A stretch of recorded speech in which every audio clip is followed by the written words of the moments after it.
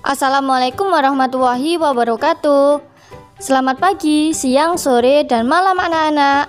Hari ini kita akan belajar tentang peredaran darah pada manusia, kelas 5 semester 1. Peredaran darah manusia dibagi menjadi 5 materi. Sekarang kita akan belajar materi pertama tentang alat peredaran darah dan fungsinya. Di dalam tubuh kita terdapat darah. Darah merupakan cairan berwarna merah dan berasa asin. Darah mengalir di seluruh bagian tubuh. Di dalam tubuh, darah mengalir melalui alat peredaran darah. Alat peredaran darah pada manusia terdiri atas jantung dan pembuluh darah. Apa fungsi jantung dan pembuluh darah itu? Mari kita simak penjelasan berikut ini. Jantung terletak di dalam rongga dada sebelah kiri. Jantung manusia berjumlah 1 buah. Ukuran jantung kira-kira sebesar kepalan tangan pemiliknya. Fungsi jantung adalah memompa darah ke seluruh tubuh. Jantung memompa darah dengan cara menguncup atau berkontraksi dan mengembang atau berelaksasi. Jantung terdiri atas 4 ruang, yaitu serambi kanan, serambi kiri, bilik kanan, dan bilik kiri. Serambi adalah ruang untuk menerima dan menampung darah yang masuk ke dalam jantung. Bilik adalah ruang untuk menampung darah yang akan dipompakan ke seluruh tubuh. 1. Serambi kanan berfungsi untuk menerima darah kotor yang kaya akan karbon dioksida dari seluruh tubuh, lalu memompa darah kotor ke bilik kanan. Yang kedua, bilik kanan berfungsi untuk memompa darah kotor yang kaya akan karbon dioksida ke paru-paru. Yang ketiga, serambi kiri berfungsi untuk menerima darah bersih yang kaya akan oksigen, lalu memompa darah bersih ke bilik kiri. Yang keempat, bilik kiri berfungsi untuk memompa darah bersih yang kaya akan oksigen ke seluruh tubuh. Yang kelima, ada katup, berfungsi untuk menjaga agar aliran darah hanya bergerak ke satu arah. Ruang jantung sebelah kiri terisi darah yang mengandung oksigen atau disebut dengan darah bersih. Darah bersih itu yang berwarna merah. Sedangkan ruang jantung sebelah kanan itu terisi darah yang mengandung karbon dioksida atau darah kotor berwarna biru. Coba kalian perhatikan gambar yang ada di atas. Saat serambi mengembang atau saat berelaksasi, maka darah akan masuk dalam serambi jantung. Jadi dari luar jantung, darah akan masuk melalui serambi kanan dulu. Setelah itu, serambi itu menguncup atau berkontraksi. Darah itu akan masuk ke bilik jantung dari serambi kiri, lalu masuk ke bilik jantung. Selanjutnya, saat bilik menguncup atau berkontraksi, maka darah akan mengalir ke luar jantung dari serambi kanan lalu ke bilik kanan, terus nanti akan menuju ke paru-paru. Dari paru-paru akan masuk lagi ke jantung yang ada di serambi kiri. Dari serambi kiri maka akan ke bilik kiri, lalu dari bilik kiri itu darah akan diedarkan ke seluruh tubuh. Pembuluh darah merupakan saluran tempat mengalirnya darah dari jantung ke seluruh tubuh, maupun sebaliknya. Ada 2 macam pembuluh darah, ada pembuluh nadi atau arteri dan pembuluh balik atau vena. Pembuluh nadi atau arteri yaitu pembuluh yang membawa darah yang kaya oksigen keluar dari jantung, kecuali arteri pulmonalis.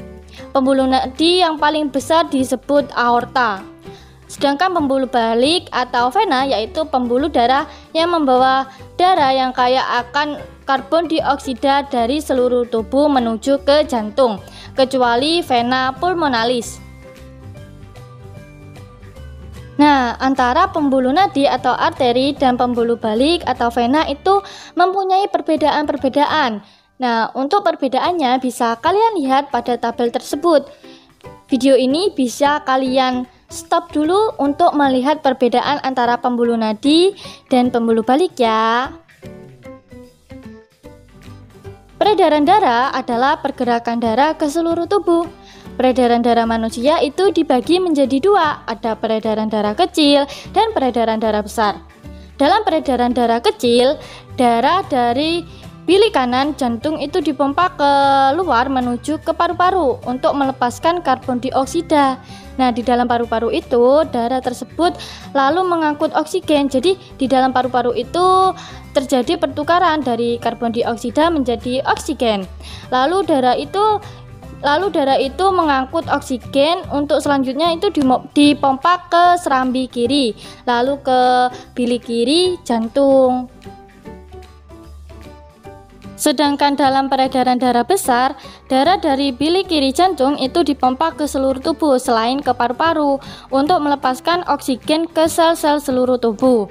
Setelah melepaskan oksigen, darah itu dipompa kembali ke serambi kanan, lalu ke bilik kanan jantung sambil mengangkut karbon dioksida. Alat atau organ tubuh yang berperan penting dalam proses peredaran darah adalah jantung dan pembuluh darah.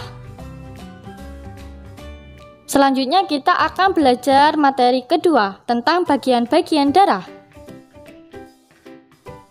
Terdiri atas apakah darah itu? Bila kita amati secara sepintas, darah manusia itu seolah-olah seperti cairan biasa. Akan tetapi, bila kita amati menggunakan mikroskop, maka darah bukan hanya sekedar cairan biasa. Darah merupakan jaringan khusus dengan berbagai butiran darah yang mengapung pada cairan darah. Cairan darah itu berupa plasma darah. Ada juga butiran darah. Dalam butiran darah itu terdapat sel darah merah, sel darah putih, dan keping darah. Plasma darah itu berwarna jernih kekuning-kuningan dan merupakan bagian tidak hidup dari darah. Plasma darah mempunyai beberapa fungsi. Fungsinya yaitu untuk mengangkut asam amino dan glukosa yang telah diserap di usus halus. Selain itu, plasma darah juga membawa zat sisa untuk dilepaskan melalui ginjal dan kelenjar keringat. Di dalam plasma darah itu terdapat beberapa protein. Yang pertama ada albumin. Protein ini berfungsi untuk mengentalkan darah. Yang kedua ada globulin. Protein ini berfungsi untuk pembunuh penyakit dan mengangkut nutrisi. Yang ketiga ada fibrinogen, berfungsi untuk proses pembukuan darah.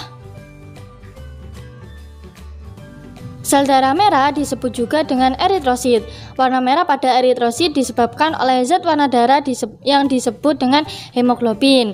Nah, sel darah merah itu dibentuk di dalam sumsum merah tulang. Pada orang dewasa itu terbentuk 100 juta sel darah merah. Umurnya itu maksimal 120 hari.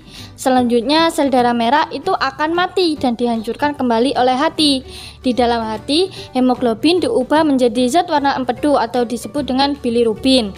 Sedangkan zat besinya itu digunakan kembali dalam pembentukan sel darah merah yang baru. Selanjutnya ada sel darah putih. Sel darah putih itu disebut juga dengan leukosit. Sel darah putih dibentuk di dalam sumsum merah tulang. Pada orang dewasa terdapat kurang lebih 6.000 sampai 9.000 sel darah putih. Atau kalau ada satu sel darah putih, maka di situ ada 700 sel darah merah. Sel darah putih itu berfungsi untuk mematikan bibit-bibit penyakit yang masuk ke dalam tubuh dan menjaga pertahanan tubuh. Selanjutnya ada keping darah atau biasa disebut dengan platet atau trombosit. Selnya itu tidak berinti dan ukurannya hanya sepertiga dari ukuran sel darah merah. Setiap 20 sel darah merah itu terdapat satu trombosit atau satu keping darah. Sel ini dibentuk di dalam sumsum merah tulang. Umurnya hanya 8 hari. Keping darah atau trombosit berfungsi untuk proses pembekuan darah. Selanjutnya kita akan belajar materi ketiga tentang fungsi darah dan golongan darah. Apa saja sih fungsi darah itu? Lalu apa saja macam-macam golongan darah pada manusia? Nah, coba kalian simak penjelasan berikut ini ya. Fungsi darah. Yang pertama, darah sebagai alat angkut. Yang diangkut oleh darah itu seperti oksigen, sisa-sisa makanan, dan zat sisa. Yang kedua, darah sebagai pembunuh kuman penyakit. Yang ketiga, darah sebagai penghalang masuknya kuman penyakit. Yang keempat, darah sebagai penjaga suhu tubuh. Golongan darah pada manusia itu ada 4. Ada golongan darah A, B, AB, dan O. Golongan darah A dapat didonorkan ke golongan darah A dan AB, serta dapat menerima dari golongan darah O dan A. Untuk golongan darah B dapat didonorkan ke golongan darah B dan AB, serta dapat menerima golongan darah O dan B. Untuk golongan darah AB itu hanya dapat didonorkan ke golongan darah AB, tetapi dapat menerima semua golongan darah. Untuk golongan darah O itu dapat didonorkan ke semua golongan darah, tetapi hanya dapat menerima darah dari golongan O saja. Golongan darah O itu disebut donor universal, sedangkan golongan darah AB itu disebut resipien universal. Kalau donor itu mendonorkan atau mengasih, atau kalau resipien itu menerima. Selanjutnya kita akan belajar materi keempat tentang kelainan dan penyakit pada peredaran darah manusia.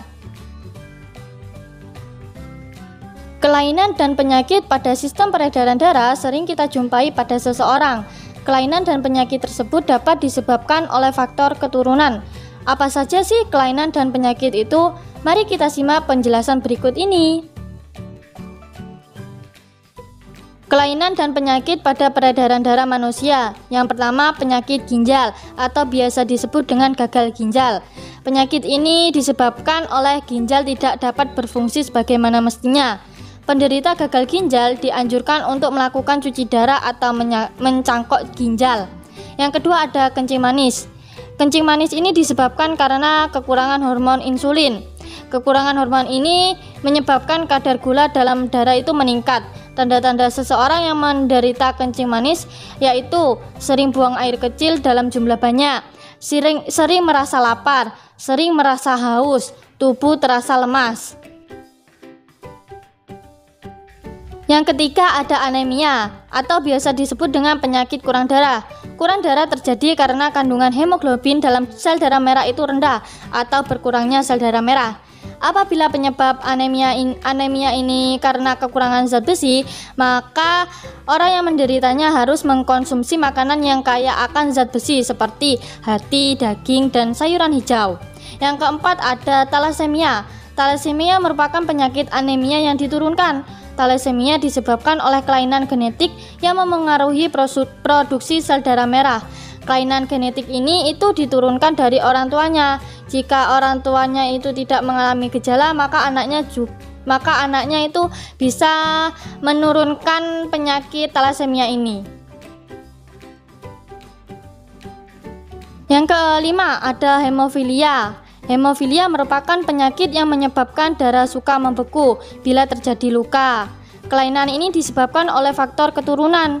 Kelainan ini tidak dapat diobati tetapi dapat dicegah. Yang keenam ada leukemia. Leukemia atau kanker darah adalah penyakit bertambahnya sel darah putih yang tidak terkendali.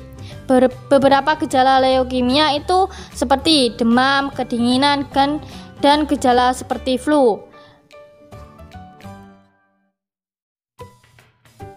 Yang ketujuh ada hipertensi atau tekanan darah tinggi. Tekanan darah tinggi ini terjadi bila ambang tekanan sistoliknya itu antara 140 sampai 200 ke atas. Jika orang yang mengalami penyakit ini bisa kita ukur menggunakan tensimeter. Yang kedelapan ada koronariasis. Koronariasis merupakan penyempitan atau penyumbatan nada tajuk pada jantung. Koronariasis ini disebabkan oleh terbentuknya gumpalan darah pada dinding-dinding dalam arteri koronariasisnya. Yang kesembilan ada varises. Penyebab varises itu tidak diketahui secara keseluruhan. Dalam beberapa kasus, varises dapat disebabkan oleh pembekakan pada vena. Varises tidak perlu diobati, tapi kalau varisesnya itu parah, maka harus dilakukan operasi. Selanjutnya kita akan belajar materi kelima tentang gangguan pada sistem peredaran darah dan cara pencegahannya. Alat peredaran darah dapat mengalami gangguan. Gangguan apa sajakah itu? Lalu bagaimana cara pencegahannya? Mari kita simak penjelasan berikut ini.